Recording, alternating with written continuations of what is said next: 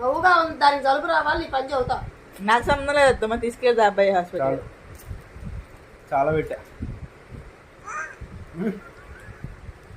చాలా పెట్టా కదా తల్లి.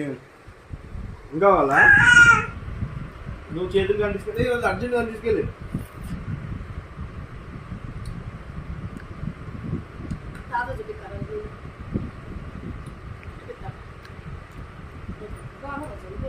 అది చూడు మా అరుస్తుంది మరి నా మీద.